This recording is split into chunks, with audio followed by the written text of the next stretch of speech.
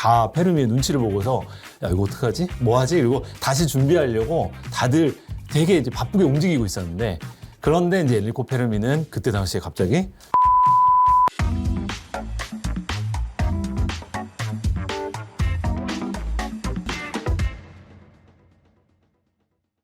원자력의 핵을 깨뜨는 핵토크 시간입니다. 안녕하세요 여러분, 반갑습니다. 한국원자력연구원 박근엽입니다. 추연석 박사님 소개해드립니다. 안녕하세요. 네, 안녕하십니까. 저는 한국원자력연구원에서 원자로를 개발하고 있는 추연석이라고 합니다. 반갑습니다. 저희 부서는 다목적 소형 연구로 개통 개발부거든요. 최근에 전력 문제의 핵심 대안으로 떠오르고 있는 1차형 소형 원자로 SMR을 개발하고 있는 부서인데요. 이 원자로 본체라든가 펌프라든가 또 오늘의 주제인 원자로 긴급 제동 장치와 같은 하드웨어를 설계하고 개발하는 그런 부서입니다. 제가 우리나라에서는 SMR과 관련된 하드웨어를 가장 잘 설계하고 가장 잘 만들 수 있는 부서라고 자부하고 있습니다. 그런데도 불구하고 일도 많으실 텐데 다른 활동들도 열심히 하고 계신다고요? 작년에는 바로 대한민국 교육기부 대상에서 교육부 장관상도 받으셨어요. 과학 커뮤니케이터 파동으로 활동을 하고 있습니다. 우리 연구원의 마스코트인 파동이인데요. 전국의 이제 학교, 그 다음에 도서관, 그리고 과학관들을 다니면서 거기서 학생들을 만나고 학생들에게 원자력과 과학에 대한 이야기를 전달하고 있습니다. 오늘 핵토크 주제도 바로 학생들이 아주 재미있어 할 만한 주제인데요. 바로 원자력 역사에서 어쩌면 가장 중요할 수 있는 바로 그 사건에 대한 이야기입니다. 네, 오늘 제가 가져온 주제는 바로 시카고 파일이라는 사건입니다. 시카고 파일, 네. 뭐 문서 같은 건가요? 여기서 파일은 F로 시작하는 그 문서 파일이 아니고 P로 시작하는 파일이거든요. 이 시카고 파일이 바로 인류 최초의 원자로입니다. 일체형 소형 원자로 SMR 개발하고 있다고 말씀드렸잖아요. 그런 원자로의 시조세가 바로 시카고 파일입니다. 이 시카고 파일은 이탈리아 출신의 물리학자인 엔리코 페르미가 이제 주도를 해서 만들었는데요. 그때가 이제 제2차 세계대전이었지 않습니까? 독일에서 처음 이제 핵분열이 발견이 되고 이 핵분열이 연속으로 일어난다면 폭탄이 될 수도 있다라는 이론이 나옵니다. 그리고 미국으로 망명했던 과학자들이 그걸 듣고 가능할까? 연구해봤더니 가능할 것 같은 거예요. 그러다 보니까 그러면 독일이 먼저 폭탄을 만들 수도 있겠다라는 생각을 하게 됐고 미국이 안 돼, 우리가 더 먼저 만들어야 돼 해서 맨해튼 프로젝트라는 걸 가동을 하게 되거든요. 근데 이 프로젝트가 성공하려면 반드시 증명해야 되는 게 핵분열이 연속으로 일어난다는 걸 증명을 해야 됐어요. 근데 이 시카고 파일에서 그게 증명이 됐고 이제 맨해튼 프로젝트는 쭉 가게 됩니다. 오펜하이머라는 영화로도 잘 알려져 있는데요. 맨해튼 프로젝트를 완성하기 위해서는 바로 이 시카고 파일이 굉장히 중요한 실험이었던 거네요. 그러면 시카고 파일, 진짜 시카고에 있나요? 시카고 대학에 미식축구장이 있는데 그 미식축구장 관준석 지하에 있습니다. 원자로가 대학교 미식축구장 지하에 있다고요? 위험하지 않을까요? 지금 기준으로 하면 굉장히 위험해 보이는데 이 원자로는 출력이 굉장히 작아요. 최초의 원자로라고 했잖아요. 출력이 어느 정도냐면 0.5W거든요. 0.5W면 저기 보이는 저 벽시계, 디지털 벽시계 하나 켤 정도밖에 안 되기 때문에 아마 그때 당시에 뭔가 이제 폭주를 한다고 하더라도 큰 폭발이나 이런 걸로는 번지지 않았을 거라고 과학자들도 판단했을 것 같고 또 나름대로 이제 안전 장치들을 가지고 있었습니다. 파일 원자로를 리액터라고 부르는데 네. 왜 하필 파일이라고 불렀나요? 그러니까 그때 당시에는 현재의 원자로 형태가 없었고 일단 연쇄 반응만 일으키려는 목적이었기 때문에 보통은 반응 물질들을 가운데다가 두는데 그 주변을 흑연 벽돌로 쌓았거든요. 파일이 뭔가를 물체를 쌓아놓는다는 뜻, 무슨 더미 이런 걸 뜻하거든요. 그래서 흑연 더미라서 파일이라고 불렀습니다. 그럼 당시에는 뭐 기계도 제대로 없었을 것 같은데요. 네. 그리고 시카고 파일 규모가 생각보다 좀 커요. 네. 그럼 그걸 다 과학자들이 직접 손으로 이렇게 수작업으로 한 건가요? 네, 수작업으로 쌓아 올린 겁니다. 흑연을 사용하는 이유는 핵분열이 일어나려면 저희가 중성자가 투입이 돼야 되는데 중성자 속도가 너무 빠르면 핵분열이 안 일어나기 때문에 중성자의 이제 속도를 늦춰주는 역할을 하는데 그런 걸 이제 감속제라고 하거든요. 그래서 흑연을 열심히 쌓았습니다.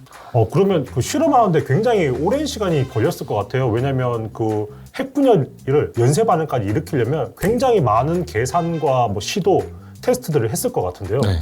그런데 놀랍게도 이 시카고 파일은 단 17일 만에 만들어졌습니다. 워킹데이로 따지면 저희가 한 3주 정도. 그때 당시 미국은 독일보다 빨리 만들어야 된다는 목표가 있었기 때문에 17일 동안 아마 사람을 갈아 넣지 않았을까 이렇게 생각을 하고 있습니다. 지금 원자로가 하나 건설하는데 보통 7년에서 10년 보지 않습니까? 그렇죠. 원자로 하나 17일 만에 뚝딱 만들어냈습니다. 원자로가 처음 가동하는 거다 보니 네. 어떠한 사건이 발생할지를 아무도 몰랐을 것 같아요. 네. 그러니까 다양한 안전장치가 당연히 구비되어 있었겠죠. 네, 맞습니다. 현재 원자력 발전에서 안전의 핵심이라고 볼 수 있는 장치가 그때부터 이제 시작이 된 건데요. 그게 바로 제어봉 또는 정지봉이라고 부르는 거거든요. 아까 핵분열이 연속으로 일어나야 된다고 말씀드렸잖아요. 근데 연속으로 일어나는 게 적당한 속도로 계속 일어나면 저희가 발전을 할 수 있는 거고 이 속도가 주체하지 못하면 폭탄이 되는 거거든요. 이 제어봉과 정지봉이라는 거는 속도를 조절하거나 또는 이거 폭주하려고 할 때 긴급하게 들어가서 반응을 멈추게 하는 역할을 하는 장치입니다. 그러면 그런 장치는 어떻게 기계적으로 만들어서 자동으로 이렇게 되는 건가요? 아니면 어떻게 작동을 하는 건가요? 기계가 만들어져서 폭주할 것 같으면 자동으로 이제 삽입되게 되어 있고요. 그런데 이때는 사실 처음이잖아요. 모든 게 처음이잖아요. 그러니까 이 자동으로 들어가는 게 진짜로 될 거라는 확신도 사실 알 수 없잖아요. 그러다 보니까 그때는 놀랍게도 과학자가 이 정지봉을 넣는 위치에 도끼를 들고 서 있었습니다. 만약에 자동으로 들어가야 되는데 자동으로 안 들어가면 이 봉이 매달려 있는 줄을 도끼로 탁 쳐서 끊으려고 그 자리에 과학자가 서 있었습니다. 약간 도끼 당번 같은 느낌이에요. 네. 그래서 이제 여기서 지금도 저희가 원자로를 긴급하게 정지시키는 거를 원자로 긴급정지라고 하고 그 용어가 스크램이라는 단어를 쓰거든요. 이 스크램이라는 단어가 이때 이 도끼맨으로부터 나왔다는 얘기가 있습니다. Safety 컨트롤 로드 정지봉이지 않습니까? 안전 정지봉. 그래서 세이프티 컨트롤 로드 X맨입니다. 그래서 정지봉 도끼맨에서 한 글자씩 따서 스크램이라는 단어가 나왔다고 알려져 있고 그게 지금도 스크램이라는 단어로 쓰이고 있습니다. 지금도 저희 원자로 안전계통에서는 그 스크램이라는 단어를 쓰거든요. 네. 그럼 실제로 그 스크램이라는 영어 약자 풀네임으로 쓰면 그 엑스맨이 되는 건가요? 그때 당시 스크램이라는 뜻이 빨리 꺼져라는 뜻이었대요. 그러니까 아마도 문제가 생겼으니까 빨리 꺼져라, 모두 빨리 긴급 대피해라라는 뜻으로 스크램이라는 단어를 가져와서 썼는데 후대의 과학자들이 재밌게 하려고 도끼맨 재밌잖아요. 그래서 재밌죠. 아마 이름을 붙이지 않았을까 싶습니다. 도끼맨 외에도 좀 의문의 인물들이 이 혹시나 모를 실험에 대해서 대비를 하고 있었다고 하더라고요. 네, 맞습니다. 3명의 과학자로 알려져 있는데요. 이 3명은 정지봉하고 같은 물질로 돼 있는 용액을 양동이에 들고 있다가 만약에 정지봉도 실패한다. 그러면 후다다닥 달려가서 원자로 안에다가 붓는 역할을 하는 자살특공대라고 불리는 인물들이 있었다고 합니다. 자살특공대라고 불리네요. 네. 그때 당시에 아무래도 만약에 실패를 했다면 굉장히 심각한 상황일 거라고 봤고 결국은 인명피해도 있을 거라고 예상을 했기 때문에 아마 자살특공대라고 붙인 것 같습니다. 굉장히 용감한 사람들일 것 같아요. 네. 사실은 대학원생들이었다고 합니다. 아니 불쌍한 이 대학원생들이 지금 그 양동이를 들고 서 있었다고요? 아, 예. 저희도 교수님들한테 많이 당했지 않습니까? 그래서 대학원생들 지몬미. 그렇다면 실제 실험은 어떻게 진행이 됐습니까? 12월 1일 날 건설이 성공하고 나서 하나도 쉬지 않고 바로 다음 날 12월 2일 날 실험에 들어가게 됩니다.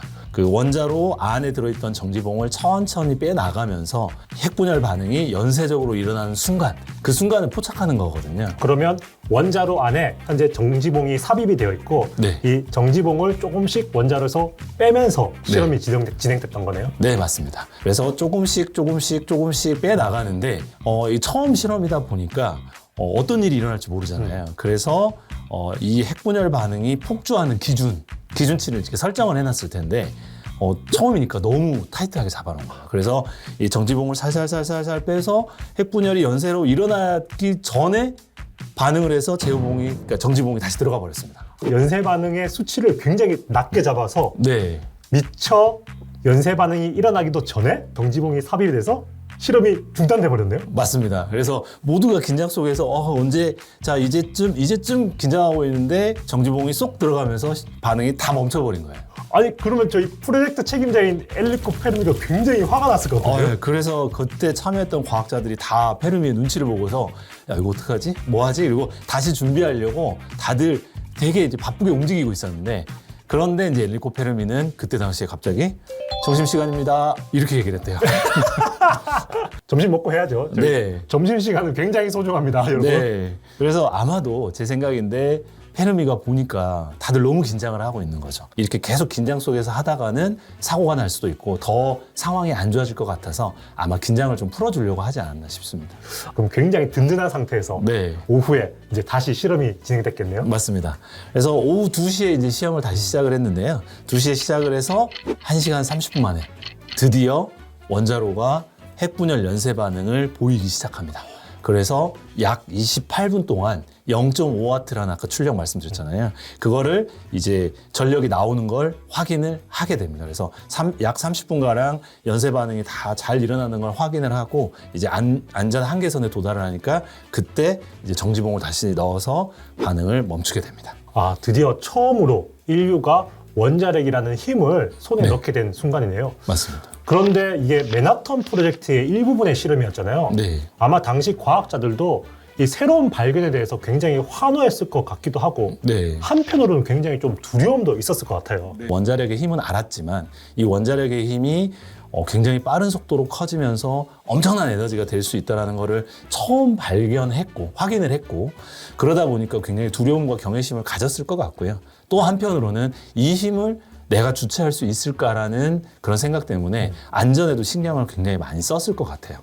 당시에 처음 실험하는 최초의 원자로 실험에서도 안전에 대해서 분명히 생각을 하고 있었고 네. 그때 당시 있었던 엑스맨 그리고 양동이 대학원생들 네. 이런 모든 것들이 현대의 안전장치의 바로 기초가 됐었던 거군요. 네, 저도 그렇게 생각을 하고 있고 그때하고는 이제 비교가 할 수 없을 정도로 출력도 굉장히 커졌고 또 복잡해진 만큼 또 아주 다양한 안전장치들이 지금 반영이 돼 있습니다. 지금은 도끼맨과 양동이 부대는 없겠죠?